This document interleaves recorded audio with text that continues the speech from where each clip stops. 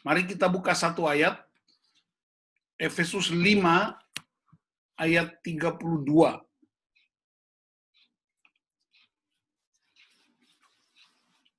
Efesus 5 ayat 32, demikian firman Tuhan. Rahasia ini besar, tetapi yang aku maksudkan ialah hubungan Kristus dan jemaat. Saya ulangi, Efesus 5 ayat 32, rahasia ini besar, tetapi yang aku maksudkan ialah hubungan Kristus dan jemaat. Nah, Bapak, Ibu-Ibu, kita semua sudah pernah menjalani yang namanya pemulihan hubungan suami istri. Dan itu bukan berlangsung 1-2 kali. Berkali-kali, apalagi saya lihat wajah-wajah kebanyakan langganan camp. Apakah itu karena panitia, fasilitator, ya. Dan bagi saya itu tidak cukup. Oleh karena semua profesi di dunia ini ada sekolahnya. Semua profesi di dunia ini ada pelatihannya. Tetapi untuk menjadi suami atau istri tidak ada sekolahnya. Nah, karena itu malam ini saya tidak memberikan tips bagaimana meregenerasi pernikahan. Tapi saya mau sampaikan kebenaran firman Tuhan. Karena tips-tips yang sering kita dengar, hakikatnya baik, tetapi belum tentu menjadi kebenaran yang dipraktekkan semua orang. Oleh karena tips-tips itu pengalaman subjektif dari setiap orang, dari setiap pasangan yang berbeda-beda. Tapi saya percaya firman Tuhan itu kebenaran Allah yang dahsyat, yang memberi kita tidak hanya petunjuk, tidak hanya inspirasi, tapi juga memberi pengharapan kehidupan yang baru. Nah, saya akan mulai bagaimana caranya supaya kita tidak mengalami kegalauan ketika anak-anak kita menjadi dewasa hendak memasuki pernikahan-pernikahan yang baru. Bapak, Ibu-Ibu semua tahu dalam masa pandemik ini, tingkat KDRT di dunia sangat tinggi. Itu tingkat kejahatan domestik yang paling tinggi sepanjang sejarah pada waktu COVID-19 terjadi di dunia. Beberapa data yang kita peroleh misalnya ya di Inggris, di Brasil, di Prancis, di Amerika, yang paling menonjol di tempat pertama kali COVID-19 ditemukan yaitu di Hubei, di daerah China, itu 90% KDRT. KDRT tidak hanya kekerasan domestik, tapi juga ada perceraian. Padahal di Hubei itu sudah ada camp pria 3 angkatan, dan saya pernah isi salah satu camp di Hubei. Di Australia juga, di Indonesia sangat tinggi, lebih tinggi sebelum COVID itu, menurut laporan dari Kementerian Perempuan dan Anti Kekerasan. Hampir 85-90%. Dan selalu korbannya ialah wanita, dan anak-anak. Kontributor terbesar, penyumbang terbesar terhadap KDRT datang dari 4 jenis pria. Pria yang pertama adalah suaminya. Pria yang kedua adalah mantan suaminya. Pria yang ketiga adalah pacarnya, laki-laki. Dan pria yang keempat adalah mantan pacar. Jadi hampir 98% penyumbang terbesar KDRT itu pria. Tetapi perhatikan gereja dan lembaga-lembaga negara, lembaga-lembaga non-negara, yang paling menyedihkan justru di gereja menghabiskan dana, menghabiskan waktu, menghabiskan tenaga, menghabiskan strategi, bukan untuk mengurusi pembuat kejahatan, tapi justru hanya mengurusi korban. Selalu wanita dan anak-anak terus mendapat perhatian yang lebih utama, padahal mereka korbannya. Dalam beberapa pertemuan nasional, baru mulai Zoom, beberapa pihak sudah mulai mengakui kehadiran CMN sebagai salah satu parachurch yang menjadi mitra gereja, mitra pemerintah, mitra berbagai lembaga untuk menolong pemulihan kaum pria. Nah, di mana soalnya, bagaimana mungkin generasi baru diharapkan untuk memamerkan Efesus 5 ayat 32 tadi? Karena pernikahan adalah gambaran Kristus dan gereja. Pernikahan adalah hubungan yang paling sempurna menjelaskan Kristus dan gereja. Saya akan mulai yang pertama. Tidak usah baca Alkitab, nanti setelah ini saudara bisa baca di rumah. Maksudnya memang sudah di rumah ya, di kamar masing-masing. Yang pertama, perhatikan Kejadian 1 ayat 26 sampai 28. Ya, Kejadian 1 ayat 26 sampai 28 itu sangat tegas menjelaskan tentang hakikat Allah menciptakan, menjadikan manusia menurut gambar dan rupa Allah. Nah, gambar dan rupa Allah sesungguhnya adalah karakter Allah, karakter Tritunggal. Allah Bapa, Allah Anak, Allah Roh Kudus. Dalam Kejadian pasal 1 ayat 1 sampai 3, 3 Tritunggal ini sudah bekerja. Ya, perhatikan, pada mulanya Allah menciptakan langit dan bumi. Bumi belum berbentuk dan kosong. Gelap gulita menutupi samudera raya. Roh Allah melayang-layang di atas permukaan air. Berfirmanlah Allah, jadilah terang. Tritunggal sudah bekerja.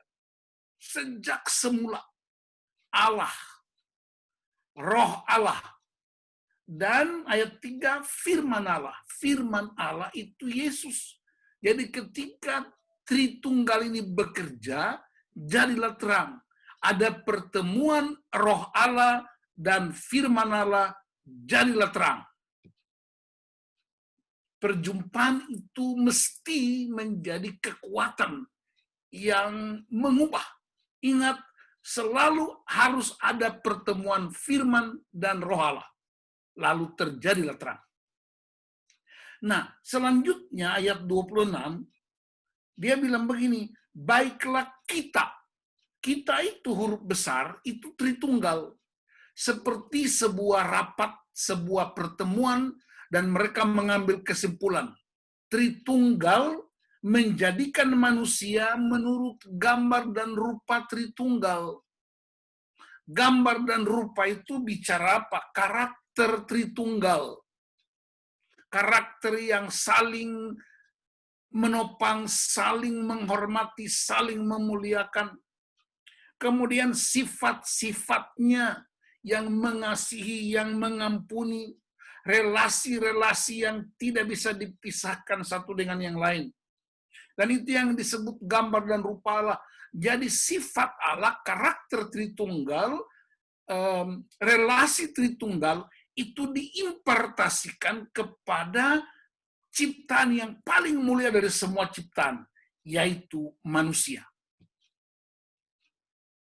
Coba bilang sama pasanganmu di sebelah, kita gambar dan rupa Allah. Kita gambar dan rupa Allah. Yang tidak ada pasangannya, bilang dalam hati aja. Kita gambar dan rupa Allah.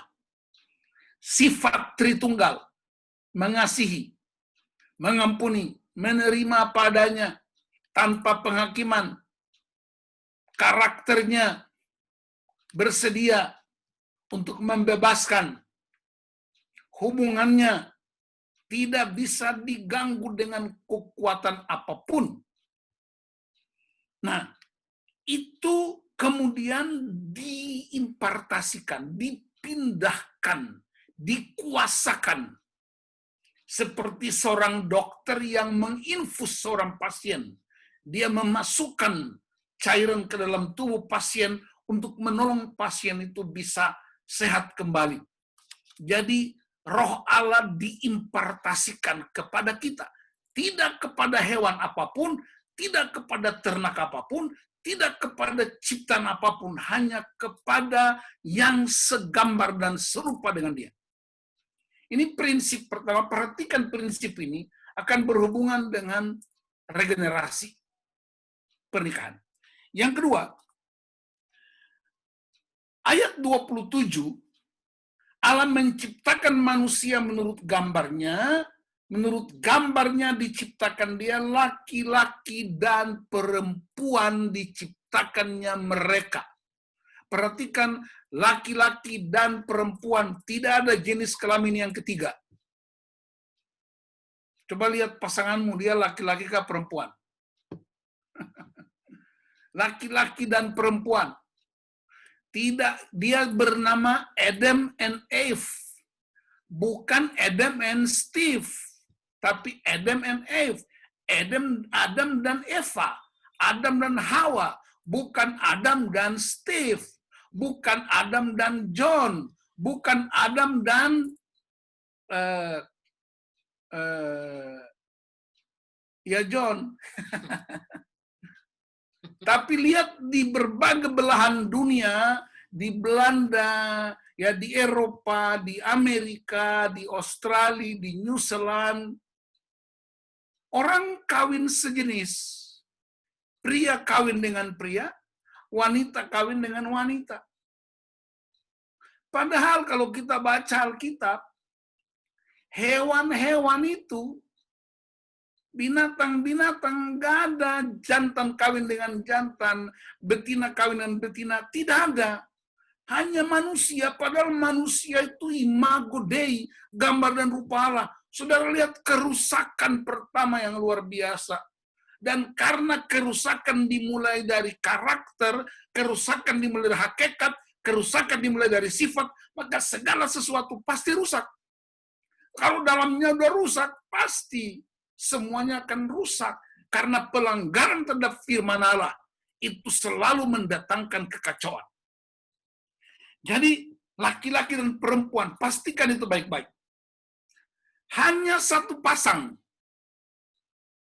Satu laki-laki, satu perempuan. Sedangkan binatang-binatang yang lain, itu banyak. Sepasang kerbau, sepasang babi, sepasang monyet, sepasang landak, sepasang rusa. Semuanya begitu banyak binatang. Manusia cuma satu pria, satu wanita. Untuk menunjukkan apa? Yang pertama, supaya mereka punya keterikatan yang kokoh, yang utuh, yang saling mengasihi. Yang kedua, supaya mereka saling bergantung satu dengan yang lain.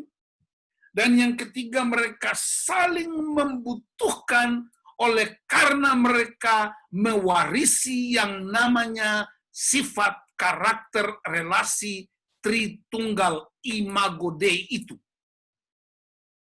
Yang ketiga, saudara-saudara, hubungan laki-laki dan perempuan ini bukan sekedar hubungan suami istri, hubungan seks. Salahlah kita kalau kita menganggap bahwa pernikahan hanya problem hubungan badan. Kalau cuma itu, maka apa bedanya dengan hewan-hewan lain? Kalau pernikahan hanyalah cuma soal kebutuhan biologis, apa bedanya dengan ciptaan lainnya? Berbeda, saudara-saudara. Hubungan suami istri adalah gambaran nyata dari hubungan Kristus dan gereja. Hubungan suami istri adalah hubungan yang paling sempurna menggambarkan hubungan Kristus dan gereja. Itu sebabnya Alkitab Perjanjian Lama berkata, Allah itu menjadikan Israel sebagai istrinya. Dan ketika istrinya berselingkuh, istrinya berzina, artinya Israel menyembah kepada berhala-berhala, menyembah kepada Allah-Allah lain, maka Allah berkata, aku cemburu. Karena kasihnya yang begitu hebat. Dia cemburu bukan karena dia merasa kesepian, tapi dia cemburu karena kasihnya telah dikeluarkan dari gaya hidup yang sesungguhnya. Dan karena itu, saudara-saudara, saya mau ingatkan kita, ya, pernikahan bukan soal hubungan biologis. Kalau cuma itu, kita tidak lebih baik dari ciptaan yang lain. Hubungan biologis adalah pusat titik kulminasi dari hubungan seperti Kristus dan gereja. Saudara pernah mengalami yang namanya orgasme suami istri.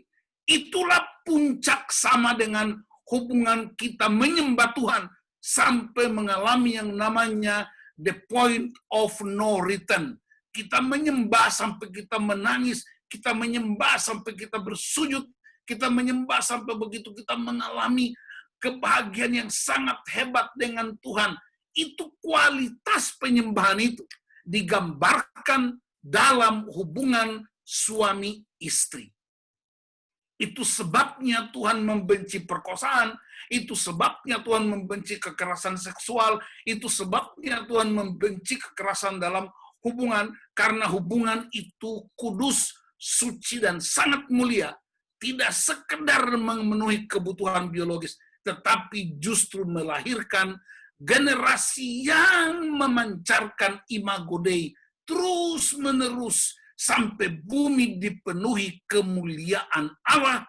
Dan ketika Yesus datang, kitab Efesus berkata, istri atau pengantin wanita, yaitu gereja, tampil tanpa cacat dan tanpa celah di hadapan pengantin pria, yaitu Yesus Kristus, dan dia mengangkatnya menikmati kekekalan bersama Bapa di sorga. Itu sesungguhnya hakikat dasar dari pernikahan itu. Itulah sebabnya, saudara-saudara, suami istri, keluarga adalah model pertama-tama gambaran tentang imago Dei. Keluarga adalah model satu-satunya yang sempurna. Bicara tentang Tritunggal Allah, bicara tentang sifat-sifat Allah, bicara tentang karakter dasar Allah yang begitu kuat. Kalau gereja memahami ini, maka saya percaya tidak ada KDRT. Kalau suami istri memahami ini, saya percaya tidak ada kekerasan seksual. Kalau suami istri mengerti ini, saya percaya tidak ada aborsi. Tidak ada yang menyia-nyiakan hubungan. Kenapa? Karena kita adalah gambaran Allah di bumi. Allah hanya bisa dikenal, kata Yesus, melalui perbuatanmu Bapakku dipermuliakan. Dari buahnya kamu bisa mengenal pohonnya. Dan kita adalah pancaran kita adalah yang mendemonstrasikan Tritunggal pertama-tama dimulai dari keluarga. Bukan di gereja, bukan di tempat pelayanan, di dalam keluarga. Itu sebabnya Kejadian 1 memulai dengan keluarga. Dia memulai dengan suami istri. Apa dasarnya? Perhatikan ayat 28. Kejadian 1 ayat 28. Allah memberkati mereka, lalu Allah berfirman kepada mereka, beranak cucu, bertambah banyak, penuhi bumi, taklukkanlah, berkuasalah, dan seterusnya. Jadi Allah memberkati itu apa? Allah menjaga keharmonisan, Allah memelihara kekudusan, Allah memelihara sifat-sifat ilahinya, supaya dia memberkati pasangan suami istri itu.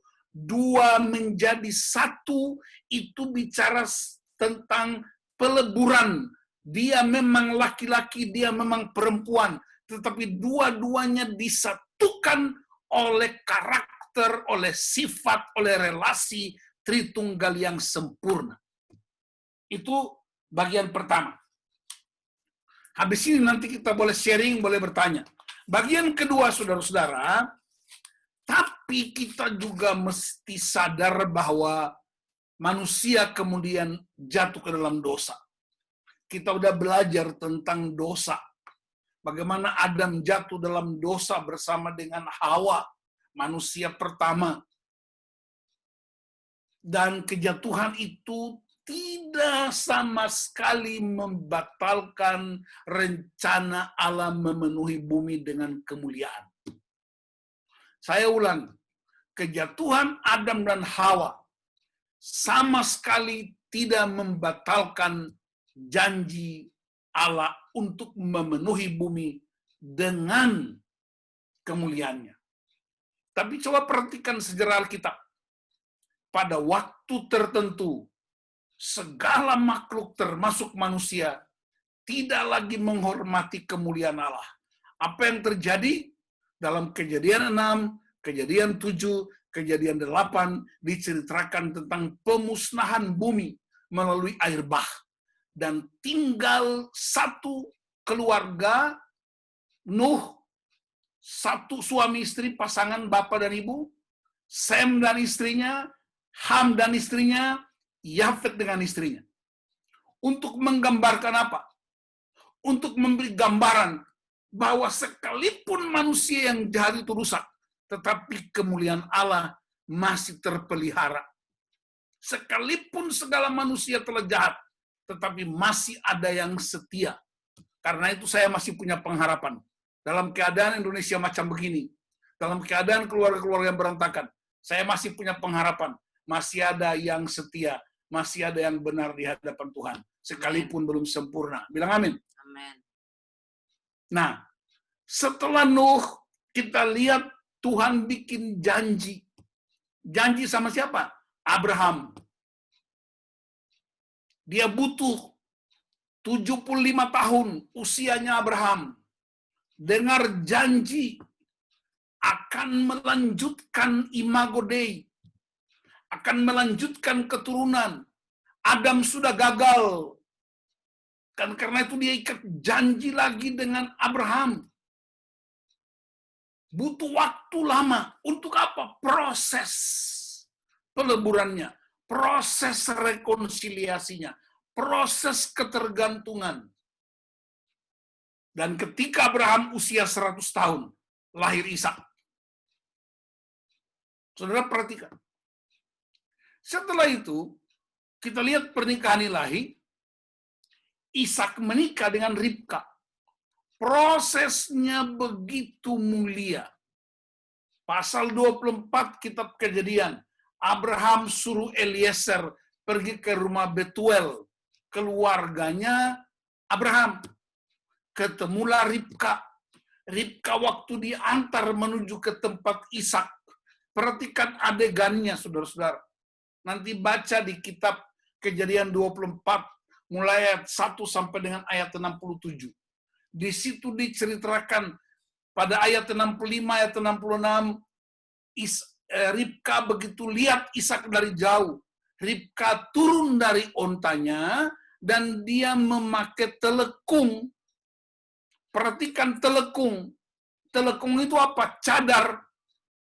Telekung itu apa? Bagi wanita Israel, bagi gadis Israel, bukan sekedar kegadisan. Telekung bagi wanita Israel adalah kehormatan, kebanggaan, kemuliaan, kesucian. Jadi wanita Israel, wanita Yahudi mau ketemu calon suami, mereka bertelekung. Tanda yang pertama, mereka masih gadis. Sekarang ini beda. Ketemu calon suami bukan telekung, tapi telentang. Telekung itu tutup wajah begini, ini telekung. Ini telekung. Yang pertama, dia beritahu, aku masih gadis. Yang kedua, gadis-gadis Israel menghormati pria, menghormati calon suami. Itu sebabnya Sarah memanggil Abraham Tuan dalam 1 Petrus pasal 3. Penghargaan yang begitu hebat. Kenapa? Karena mereka tahu bahwa pria itu kepalanya, otoritasnya, pria itu adalah sumbernya. Tetapi kemudian Ishak menjemput Ribka dan membawa dia ke kemah ibunya. Untuk menunjukkan apa? Pernikahan yang begitu ilahi, pernikahan yang begitu mulia, pernikahan yang begitu kudus. Pekerjaan para pria sekarang, kita para pria bapak-bapak, usia-usia kita ini, anak-anak kita sudah mulai memasuki usia pernikahan. Anak-anak gadis kita sudah mulai merencanakan masuk pernikahan. Adalah kegagalan orang tua. Bukan karena Anda tidak bisa menikahkan dia. Bukan karena Anda tidak bisa pestakan pernikahannya. Tapi kegagalan pria, kegagalan wanita, ketika mereka tidak masuk pernikahan yang penuh dengan penghormatan dan kekudusan dan kemuliaan. Maka tugas para ibu-ibu ialah menjaga gadisnya supaya dia bertelekung. Itu pekerjaan pokok. Kenapa? Karena multiplikasi Tritunggal itu, hubungan ilahi itu, nggak boleh berhenti karena kebodohan kita. Jangan cuma melahirkan tapi suruh orang lain yang urus. Tidak boleh. Inilah kegagalan gereja. Gereja tidak menyiapkan sekolah kawin. Gereja tidak menyiapkan sekolah jadi istri, sekolah jadi suami. Tetapi suami istri pernikahan kita adalah sekolah kehidupan buat anak-anak kita. Dan itu pekerjaan seorang ayah buat anak pria. Pekerjaan seorang ibu buat anak wanita. Jangan serahkan kepada gereja melulu. Jangan serahkan kepada sekolah. Jangan serahkan kepada ahli psikologi. Itu tugas suami istri. Tidak boleh diwakilkan. Karena itu ilahi, itu private room, itu wibawa, itu otoritas suami istri. Untuk tidak hanya menjaga kekudusan, tapi mencegah kerusakan-kerusakan yang timbul akibat dari tidak adanya model yang terjadi. Jadi saudara-saudara perhatikan, pernikahan begitu banyak, tapi berbanding lurus dengan perceraian. Pernikahan begitu banyak, tapi berbanding lurus dengan KDRT. Sehingga banyak anak-anak yang nggak berani menikah. Kenapa? Karena mereka takut. Pernikahan bisa melukai. Pernikahan bisa merusak hidup mereka. Mereka memilih untuk sendiri. Kenapa begitu, saudara-saudara? Padahal pernikahan itu idenya Allah. Pernikahan bukan ide gereja. Pernikahan bukan ide manusia. Idenya Allah untuk mengimpartasikan kemuliaan, ketritunggalan Allah, relasi, imago Dei, dan ini tanggung jawab suami istri. Suami tidak sekedar cari uang, istri tidak sekedar memasak, menenun dan menyulam, tapi suami istri bertanggung jawab untuk mengimpartasikan karakter dan sifat Allah itu. Dan itu yang dikerjakan Abraham. Abraham melatih Ishak luar biasa, hampir 36 tahun. Dia membawa Ishak untuk menyembah, dia membawa Ishak untuk mempersembahkan kurban. Dia latih Ishak begitu luar biasa, memelihara kekudusan. Kenapa? Karena Abraham pernah gagal, Abraham pernah jatuh. Sarah pernah membiarkan Abraham jatuh. Pengalaman itu, lalu kemudian Abraham bangkit untuk mengatakan pada dirinya, tidak boleh terjadi lagi untuk generasi saya. Tidak boleh terjadi lagi. Dan karena itu dia melatih Ishak luar biasa. Saudara perhatikan, ketika Abraham menyuruh Eliezer pergi cari Ribka, Ishak dilarang ikut. Ishak tidak boleh ikut. Dan Eliezer yang bawa Ribka ke tempat Ishak. Ini kekudusan yang hebat. Yang terakhir, dari perjanjian baru, kita temukan dalam kitab Matius, Yesus menolak dengan keras perceraian. Ada beberapa hamba Tuhan yang salah kutip ayat. Dan mereka berkata, oh Yesus bilang boleh cerai kalau berzina. Baca Alkitab baik-baik, kata zina itu ada dua istilah, yaitu porneo dan maikao. Porneo artinya hubungan belum dalam ikatan pernikahan. Sedangkan maikao itu persinahan yang terjadi ketika orang sudah dalam pernikahan. Dan itu terjadi dalam masyarakat Yahudi. Satu-satunya kitab Alkitab, perjanjian baru, Matius sampai Wahyu, hanya satu-satunya kitab di Matius yang Yesus berkata kecuali zina, kecuali porneo. Porneo itu artinya percabulan. Di luar itu nggak boleh. Kenapa? Karena Injil Matius ditulis untuk orang Yahudi. Dan orang Yahudi punya tradisi, yaitu sebelum melangsungkan pernikahan, ada pertunangan. Selama masa pertunangan, salah satunya itu porneo, apakah laki-laki porneo atau perempuannya porneo artinya cabul, boleh cerai karena belum terikat. Buktinya Yusuf dan Maria. Yusuf menjaga kekudusan hubungan dengan Maria. Tapi ketika Yusuf tahu Maria mengandung, Yusuf dengan diam-diam hendak menceraikan Maria.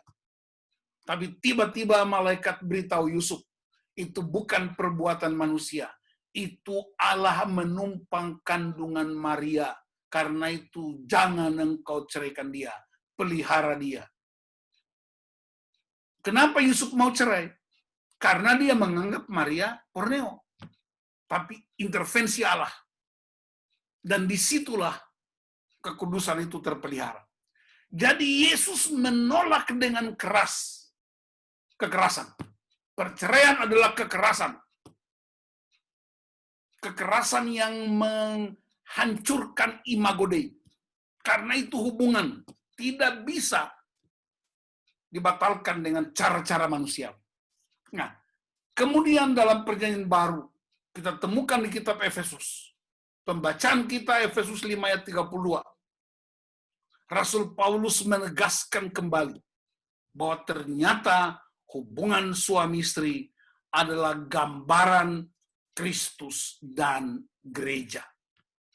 Kalau kita semua mengerti ini sebagai anak-anak Tuhan, sebagai orang yang ditebus oleh kuasa darah Yesus, mestinya ini pekerjaan utama kita. Ini nggak boleh jadi pekerjaan sampingan. Ini nggak boleh menjadi pekerjaan biasa-biasa saja. Ya, saya lihat di media sosial, saudara-saudara di Papua luar biasa dipakai Tuhan. Saya lihat di situ ada ipar saya itu, Cor Soronto itu. Cors itu kan istrinya orang Tanimbar. Dia belum bayar harta itu. Ya, dia pelayanan luar biasa. Saya lihat John Laisina pelayanan luar biasa. Ya, ada Markus Sambara, ada mana itu Christian Sasiang.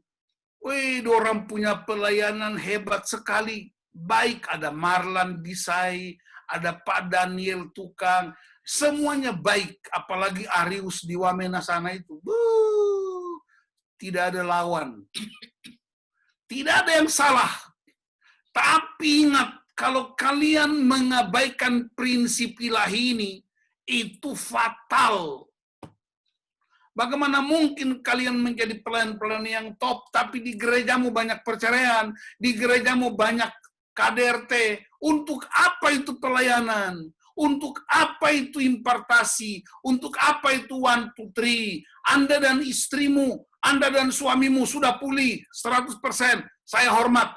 Tapi kita juga mesti menolong keluarga lain dan terutama mempersiapkan anak-anak kita supaya mereka menikmati regenerasi pernikahan ilahi itu. Karena nggak ada sekolahnya, Pak. Kalau ada sekolah kawin hari ini, saya kirim 2 putra saya. Nggak ada sekolahnya.